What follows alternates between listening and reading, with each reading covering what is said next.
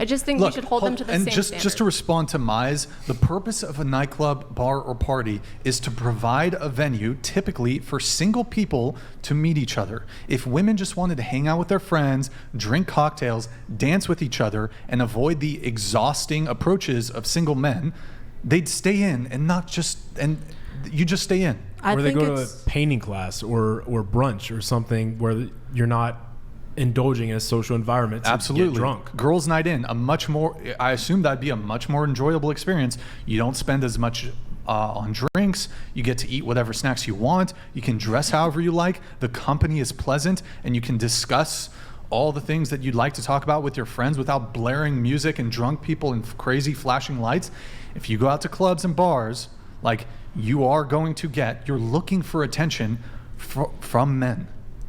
I also feel like it can affect a woman's mentality, because when you're in this party environment, there's also things like alcohol involved. There's intoxication. Have you ever been approached by a guy and you've said no, right? You've probably been approached by a man and you've said no. Has he ever come back and tried talking to you again? No, don't go running home to your boyfriend saying, oh my God, this guy tried getting at me, because you're putting yourself in the position where that's able to happen to you. And then it fucks with your mindset too. You're like, oh, fuck men are gross, blah, blah, blah. But you're also putting yourself in the position to be approached by men to do that to you. Look, I'll just say this. Gentlemen, don't be in a serious relationship with a woman who doesn't realize the importance of limiting their own behavior to protect the relationship. That's it. Do you have more? No. I would say, ladies, same thing. And if he's watching porn, look out. This is just a whataboutism. I think that puts the relationship in danger. You talked about behaviors that put the relationship in danger in the long term. You're literally fucking hijacking the conversation by trying to talk about porn. We can talk about porn, but you're trying to discredit my stance on the don't date people that regularly go out to bars and nightclubs by saying porn is bad. I don't disagree with you, but you're literally hijacking the conversation. I'm not discrediting. Madison, can you read that? You conflict reality with fiction. That's B crap. Guys that blank porn stars make 0.5% of all men. There's a 99.99% chance that an average guy never fucks a porn star, but here's a 99.99% chance of his girlfriend flirting with a random dude while clubbing. And Hector Rodriguez, I never was into clubs. She's trying to say that the guy occasionally watching porn is as bad as a woman going out to nightclubs and bars and parties while in a long-term monogamous committed relationship and putting herself in an environment where she knows she's going to get approached by other men. She doesn't know. Yes, it's not 100%. Don't be naive. I've gone to a club and I've never gotten hit on. Don't be naive. It's not naive. It's not every single girl gets hit on. Yeah. The fact that you're putting on all women that they get hit on when they go out to a club, it's not real.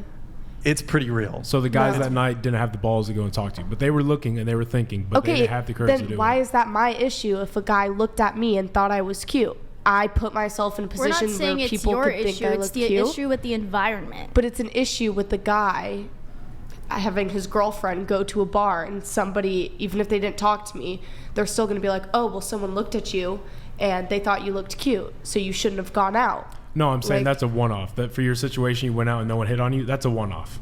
Exactly. Correct? But that normally happens. they do hit on you? Not normally. It doesn't happen every time. But it does. And for a lot of people, it doesn't happen at all. That's kind of cap, but okay. It's not a cap. Do you know every woman? Do you know every girl that has gotten hit on? No. There are many people that have not gotten hit on. Yeah. If you're out at a club and you hold up a sign that says, I want to get laid, you're going to have a line of men walking up to each and every one of you. Mm-hmm. If I do the same thing and I hold up a sign that says, I want to get laid, I'm also going to have a line, but full of men. No woman is going to come up to me and say, oh my God, me. Because who controls sex? Women. Correct? Yeah. I think look, I think the going to bar, like if you're in the mindset of wanting to be in a long-term healthy relationship, should you be going out to bars all the time and doing the things that you do when you're like a young single woman? No. So I completely agree with your argument, Brian.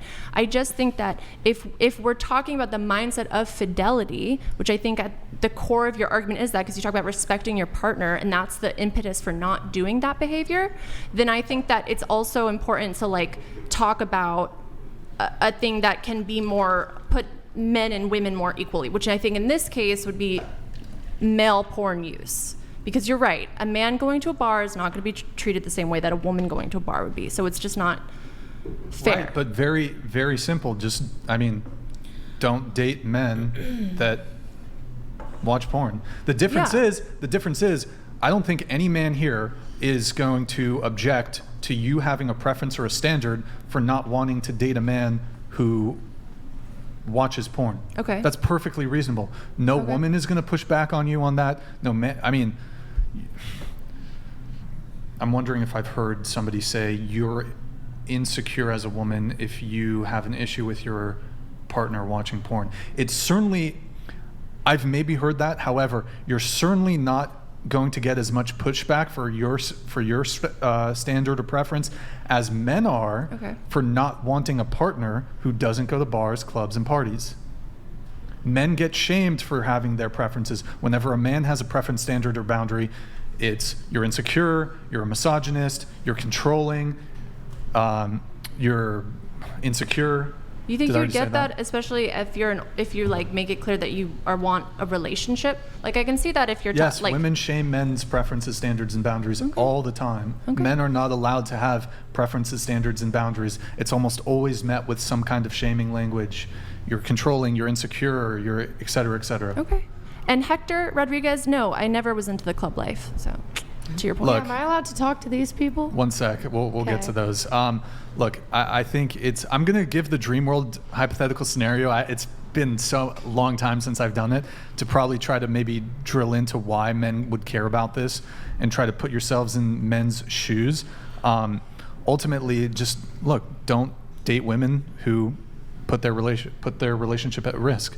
Or I do not date women who will put our relationship at risk. So I'm going to give a dream world hypothetical scenario to some of you. Hold on, let me pull it up here. I have it written down. One sec.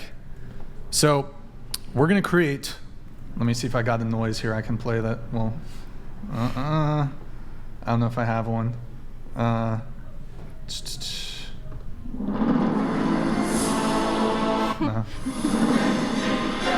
That's not really what I was going for, but whatever. Okay, dream world. So we're going to create a dream world. Since let's be honest, unless as a guy you're super famous or like insanely attractive, girls just do not hit up guys like in the example that I'm about to give. So in the real world, the vast majority of men who go out to parties, clubs, bars, straight up would get ignored if they don't make the first move. So pay close attention, especially you, Sienna, especially you.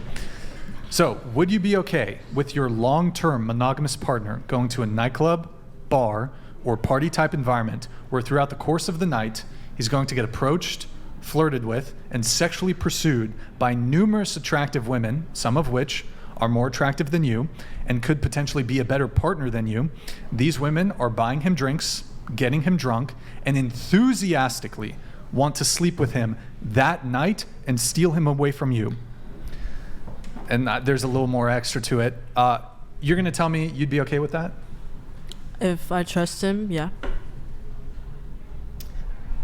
If I trust him, yeah. Yeah, but I also feel like it comes down to like what some of that stuff is, because I feel like if you're going out and you're in a relationship, you shouldn't necessarily be, accepting drinks and playing into it. But I think that if you're going out and you're turning things down, then there's no issue with that. Okay. I would not be okay with that, but I'm also not about that life, so I don't. Sure. I mean, it's hard to speak to, but okay. Yeah, right. I would not be okay with that. I also wouldn't be okay with dating a man that goes out constantly and drinks and has women constantly hitting on him to boost his ego, but I would be okay with trusting my partner to go out and have a fun time with his friends. I agree. I would be very not okay with that. Madison?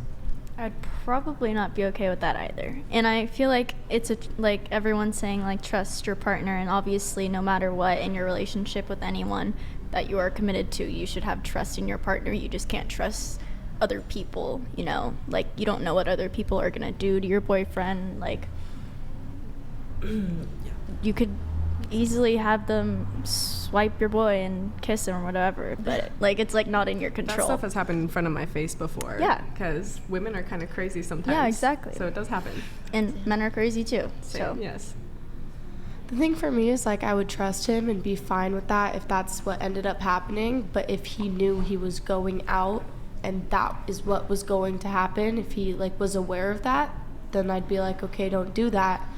But if he went out, just going out to be with his buddies and a bunch of girls are flirting with him, it's kind of not his fault for going out.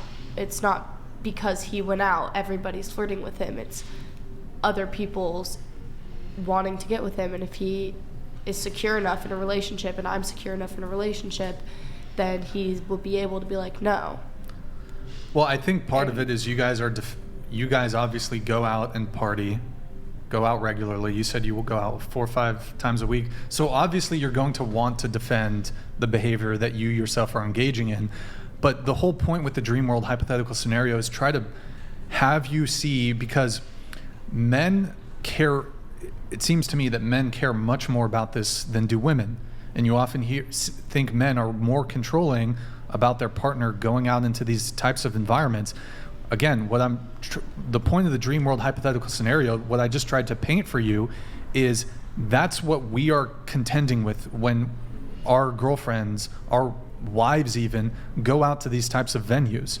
Men don't get the same level of attention that even an average woman gets when going out to these types of environments.